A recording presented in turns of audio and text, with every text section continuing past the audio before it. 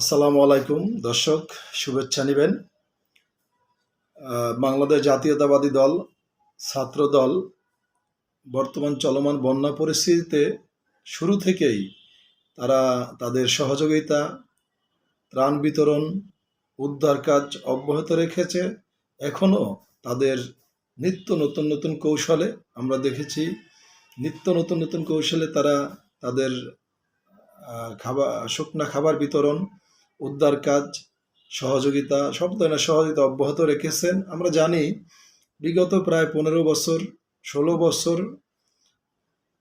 অন্য একটি সরকার স্বৈর শাসকের অধীনে এই বাংলাদেশ জাতীয়তাবাদী দল বিএনপি অনেক ধরনের আন্দোলন সংগ্রাম, ভোট, জনগণের ভোট ও ভাতের অধিকার নিয়ে যেভাবে রাস্তায় সোচ্চার ছিলেন, কখনো হামলা মামলা, কখনো পলাতক, কখনো গুম খুনের শিকার হয়ে যেভাবে সর্বোপরি বাংলাদেশের জনগণের ভোটের অধিকারে, বাংলাদেশের জনগণের ভাতের অধিকারে, বাংলাদেশের জনগণের মৌলিক অধিকারে, বাংলাদেশের জনগণের পাশে যেভাবে থেকে রাজনীতি করে গেছেন, মাঠে ময়দানে যেভাবে শত্রু মোকাবেলা করে রাজনীতি করে গেছেন, বিগত আমলে, সরকারের আমলে সবচেয়ে বেশি অন্যায়, জুলুম, নির্যাতন, গুম খুনের মামলা হামলার, শত শত মামলার শিকার হয়ে প্রতিটা নেতাকর্মী যেভাবে জনগণের দাবি আদায়ে রাজপথে থেকেছেন এবং সর্বোপরি ছাত্র জনতার গণ অভ্যুত্থানে ছাত্রদের নেতৃত্বে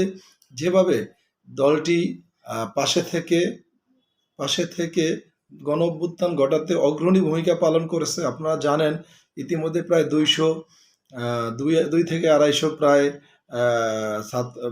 আওয়ামী লীগের, বিএনপির লোকজন মারা গেছে এই আন্দোলনে।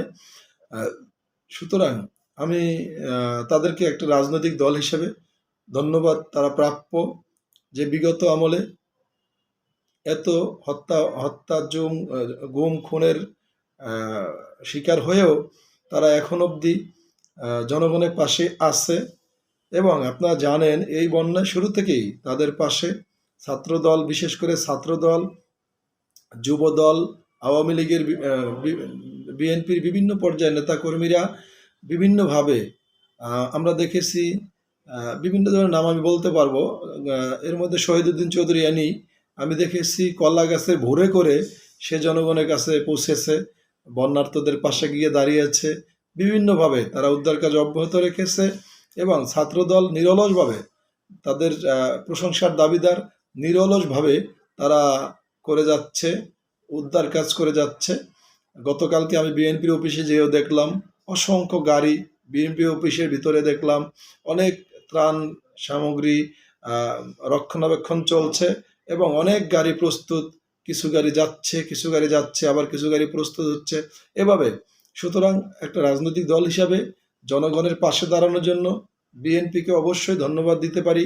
বিএনপি অবশ্যই ধন্যবাদ পাওয়ার যোগ্যতা রাখে এবং আপনারা জানেন বিএনপি বাংলাদেশের সর্ববৃহৎ দলের একটি এবং গণতান্ত্রিক মনা, যেমন বিএনপির দলের প্রতিষ্ঠাতা শহীদ প্রেসিডেন্ট জিয়াউর রহমান, উনি যেমন বহুদলীয়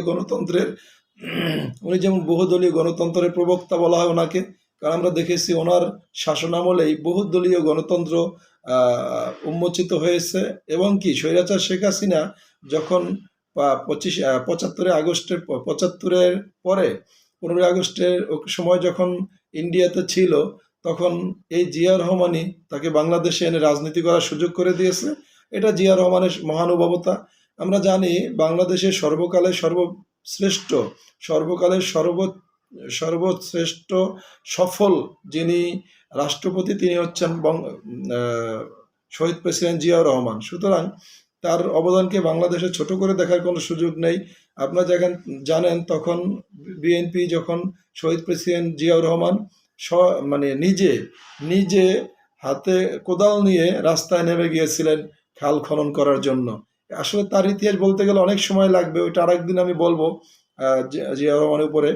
তো সেক্ষেত্রে অবশ্যই তার দল তাকে অনুসরণ করে যেভাবে এগিয়ে যাচ্ছে। এবং আরেকটা কথা না বললেই নয়, বিএনপির সিনিয়র ভাইস চেয়ারম্যান জনাব তারেক রহমান সুদূর লন্ডন থেকে ভিডিও বার্তার মাধ্যমে পর্যাপ্ত পরিমাণ যত সম্ভব এই বন্যার্তদের খোঁজ খবর নিচ্ছেন এবং বিএনপি এবং বিএনপির অঙ্গ সংগঠনে যারা আছে তাদের সবাইকে সুপরিকল্পিতভাবে দিক নির্দেশনা দিচ্ছেন কিভাবে দলমত নির্বিশেষে দলমতের ঊর্ধ্বে যে ধর্মবর্ণের ঊর্ধ্বে যে ধর্মবর্ণ দলমত নির্বিশেষে এই বন্যার্তদের পাশে দাঁড়ানোর আহ্বান জানিয়েছেন এবং দিক নির্দেশনা দিয়েছেন। সেই অনুযায়ী কোনো রকম দলমত বর্ণের বিরোধিতা না করে বিএনপি নেতাকর্মীরা তথা বিশেষ করে ছাত্রদল অগ্রণী ভূমিকা পালন করতেছে এই বন্যার্তদের মাঝে সাহায্যের জন্য। সেই জন্য এই বিএনপি এবং বিএনপির অঙ্গ সংগঠন ছাত্রদল যুবদল এদেরকে অত্যন্ত দেশবাসীর পক্ষ থেকে আমি ধন্যবাদ জানাচ্ছি। পাশাপাশি তাদেরকে আহ্বান জানাবো সব ধরনের দখলদারিত্ব, চাঁদাবাজি, হামলা মামলা এবং ভূমি দখল এগুলা না করে এগুলা থেকে বেরিয়ে এসে যারা দুই একজন আছেন ভুলভ্রান্তির পথে সবাই যেন BNP chairperson senior vice chairman Tarek রহমানের আদেশক্রমে সবাই যেন সুন্দর বাংলাদেশ গড়ার লক্ষ্যে অতীতে রাজনৈতিক সকল ধরনের ভুলভ্রান্তিকে দূরে ঠেলে ভবিষ্যতে রাষ্ট্র ক্ষমতায় এলে সুন্দর একটা স্বাভাবিক গণতন্ত্রের বাংলাদেশ আমাদেরকে উপহার দিতে পারেন সেই জন্য আশাবাদ ব্যক্ত রেখে আমি শেষ করছি। আসসালামু আলাইকুম।